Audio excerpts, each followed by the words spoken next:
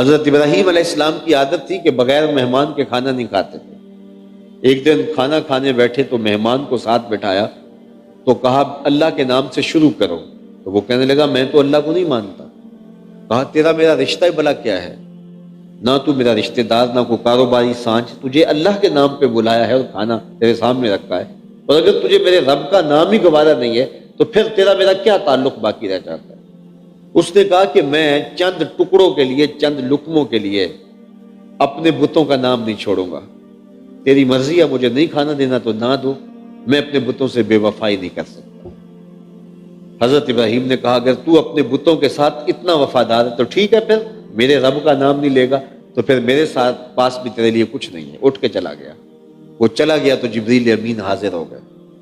اے ابراہیم، رب سلام دیتا ہے اور فرماتا ہے تو نے میرا ایک بندہ ناراض کر دیا۔ مالک تیرا بندہ تھا جو تیرا نام لینا بھی گوارا نہیں کرتا تھا۔ کہا اے ابراہیم اس کی عمر کتنی ہوگی؟ مالک کوئی 80 کے قریب ہوگی۔ کہا 80 سال ہو گیا نا میں اس کو رزق دے رہا ہوں، تم ایک دن نہیں دے سکے۔ اب ابراہیم علیہ السلام اس کو ڈھونڈنے نکلے ہیں، وہ دور جا چکا تھا۔ اس کو آواز دی میاں آجو کھانا ٹھنڈا ہو رہا ہے۔ اس نے کہا میں تیرے رب کا نام نہیں لوں گا۔ کہا نہ لینا آ جاؤ۔ کہا پہلے تو بڑے سخت تھے، اب اتنی نرمی کہاں سے آ گئی؟ کہا رب کا ہی پیغام آیا ہے کہ 80 سال ہو گئے میں بھی تو اسے کھلا رہا ہوں۔ تو کہا اچھا تیرا رب اتنا مہربان ہے تو میں کھانا بعد میں کھاؤں گا، پہلے مجھے اپنے رب کا نوکر بنا دے۔ تو کوئی مانے اسے بھی عطا کرتا ہے، کوئی نہیں مانتا ہے تو رب اسے بھی عطا کرتا ہے، اس کی شان ہے تو پھر اس کی تسبیح کیوں نہ بولی جائے، اس کی پاکی کیوں نہ بولی جائے۔ سبح اسم ربک الاعلی الذی خلق۔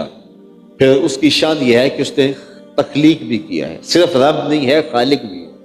اس نے خلق کیا ہے، انسان کو وجود بخشا ہے، انسان کو زندگی کا نور بخشا ہے، اس کو حیات عطا کی ہے، اس کو تخلیق کیا ہے، فسوا، اور اس کو ٹھیک کیا ہے، اس کے اعضاء کو توازن دیا ہے۔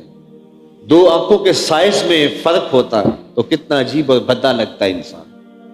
دو ٹانگوں کے سائز میں تھوڑا سا فرق ڈال دیتا، تسویہ نہ کرتا تو پھر انسان 6 فٹ کا قد ہے، چٹا گورا رنگ ہے، نقوش بڑے تیکھے ہیں، آنکھیں عقابی ہیں، اور جو ہے وہ ابھرے ہوئے خوبصورت رخسار ہیں، دراز بینی ہے، ماتھا چمکتا ہے، لیکن لنگڑا کے چلتا ہے تو کتنا عجیب لگتا ہے۔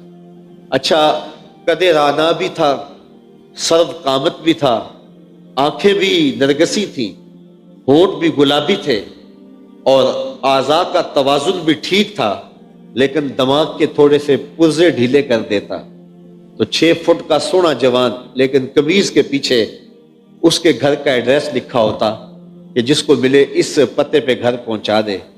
تو وہ کتنا کریم ہے کہ جس نے پیدا بھی کیا، اعضاء کو تسویہ بھی دیا، اور دماغ کو ہدایت کا نور بھی دیا، اور عقل کا چراغ بھی عطا کیا۔ والذی قدر، ہر شے کی ایک مقدار مقرر کی، فہدا، اور چراغ ہدایت بھی عطا فرمایا، فطری اور جبلی ہدایت سب کو عطا فرمائے۔